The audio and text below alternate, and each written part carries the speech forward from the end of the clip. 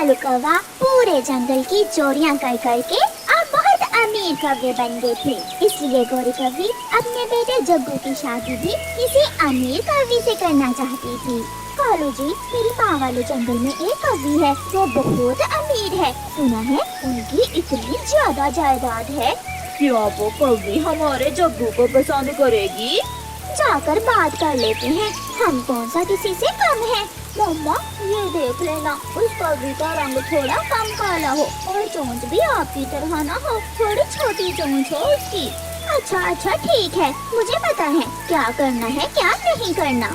फिर गोरी कौवी और कालू कौवा अपने बेटे की शादी के लिए कौवी देखने जाते हैं। मेरे 7 भाई विदेश में होते हैं। एक कहता है मैं अपनी बहन को फ्रिज लेकर दूंगा, दूसरा कहता है मैं अपनी बहन को एसी लगवा कर दूंगा और तीसरा तो मुझे दहेज में नई कार लेकर देगा। मैं समझ गई, बाकी सब भी तो कुछ ना कुछ लेकर देंगे। हमारा पूरे मोहल्ले में सबसे बड़ा घर है और हम सबसे अमीर कौवे हैं हमारे जंगल में। मेरी होने वाली सास जी और मेरे होने वाले ससुर जी, बात ये है मेरी बचपन से ख्वाहिश है कि जहाँ मेरी शादी होकर जाए उस मोहल्ले में कोई गरीब घर न हो। क्या आपके पड़ोस में सारे अमीर पक्षी ही रहते हैं? एक चिड़िया ही। चुप चुप कर जा कालू। हाँ हाँ बेटी, सब अमीर हैं, बहुत अमीर पड़ोसी हैं हमारे। फिर तो मैं आपकी ही बहू बनूंगी और मैं आज ही अपने भाइयों को टेलीफोन कर देती हूँ। आप 2 दिन बाद बारात लेकर आ जाना और कोई ढोल बाजा भी लेकर आना। ये भी मेरा बचपन का शौक है कि मेरी शादी पर वो बैंड बाजा बजे। तो फिर ठीक है, आप दहेज का सामान पूरा कर लो। 2 दिन बाद हम अपने बेटे को लेकर तुम्हें बिहाने आ जाएंगे। कौवा और कौवी चले जाते हैं। रास्ते में कौवा और कौवी दोनों पति पत्नी एक झरने पर बैठ जाते हैं। गोरी बहू की इच्छा है कि मोहल्ले में कोई गरीब ना हो और वो चिड़िया और बुलबुल तो बहुत गरीब है और उनका घर मोहल्ले में सबसे पहले आता है और दोनों एक से बढ़कर एक गरीब हैं।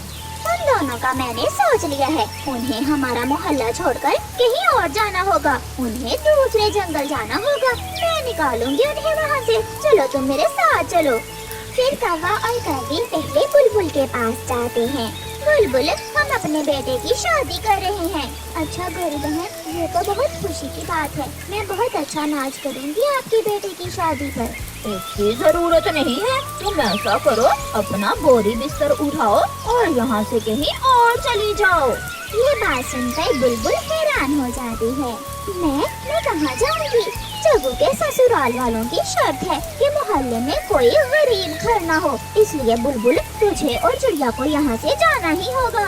घर खाली कर दो, मैं कल बुलडोजर चला दूंगा यहाँ। ऐसा कहते हुए कालू और गोरी कौवी चिड़िया के पास जाते हैं। मोटी बुलबुल को बता दिया, तुम भी सुन लो छोटी चिड़िया, मेरे जग्गू के ससुराल वालों की शर्त है कि मोहल्ले में कोई गरीब घर न हो, इसलिए तुझे और बुलबुल को जाना होगा यहाँ से। मैं अपने बेटे को लेकर कहाँ जाऊँगी? शादी जग्गू की हो रही है, हमारा क्या लेना देना उसकी शादी से। घर खाली करो और चली जा, वरना ऐसा ना हो कि तुझे अपने बेटे का मरा हुआ चेहरा देखने को मिले, समझी या नहीं? ऐसा कहते हुए कौवा और कौवी वहाँ से अपने घर चले जाते हैं। मम्मा मम्मा, कैसी थी मेरी पत्नी? सुंदर थी ना? रंग कैसा था? और चोंच आप जैसी तो नहीं थी? जग्गू बेटा, मुझे पानी तो पी लेने दो, बताती हूँ, मैं सब बताती हूँ तुम्हें। जग्गू बेटा, तेरे 7 साल हैं, बड़ा दहेज मिलेगा तेरी पत्नी को। पापा, मुझे मोटरसाइकिल भी लेकर देंगे क्या? मैं कह दूंगा, कोई 1 साल तुम्हें मोटरसाइकिल ले देगा। दूसरे दिन बहुत परेशान चिड़िया बुलबुल के पास जाती है। मैं जा रही हूँ बुलबुल, वो कौवे मेरे बेटे को मार देंगे अगर मैं ना गई तो। परंतु चिड़िया, हम जाएंगे कहाँ? वो कौवे बहुत जालिम हैं, हमें जाना ही होगा। वो कौवे जो बात करते हैं पूरी करते हैं। फिर चिड़िया अपना सामान बांध लेती है। मम्मा, हम कहाँ जा रहे हैं? बेटा, कौवे और कौवे ने कहा है कि इस मोहल्ले में कोई गरीब नहीं रह सकता, इसलिए हम यहाँ से जा रहे हैं। हमारा तो कोई और घर नहीं है, फिर हम कहाँ रहेंगे मम्मा? चुप तो बेटा ऊपर वाला बेहतर ही करे। फिर बुलबुल, चिड़िया और उसका बेटा कुकू अपना जरूरी सामान लेकर अपने अपने घर छोड़कर वहाँ से चले जाते हैं। अपने घर के बाहर बैठी हुई गोरी कौवी और उसका बेटा जग्गू कौवा चिड़िया और बुलबुल को जाता हुआ देख रहे थे। ये देखकर जग्गू सीना तान लेता है।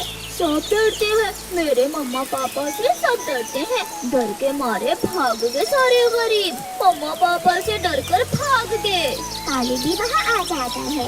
मैं अपनी करेन लेकर आता हूँ और इन गरीब पक्षियों के घर उठाकर नदी में फेंक देता हूँ।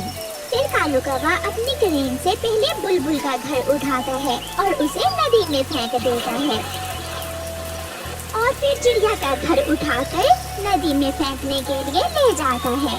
कालू कौवा चिड़िया और बुलबुल के घर नदी में फेंककर जब घर आता है तो गोरी की माँ आई बैठी थी। कालू, माँ कहती है हमारी होने वाली बहू रानी हार मांग रही है। वो कहती है कि पहले मुझे रानी हार लेकर दो, फिर ही मैं जग्गू से शादी करूंगी। बेटा कालू, वो इतना दहेज देंगे, हमारा भी तो हक है कि अपनी बहू की इच्छा पूरी करें। गोरी, रानी हार कहाँ से मिलेगा?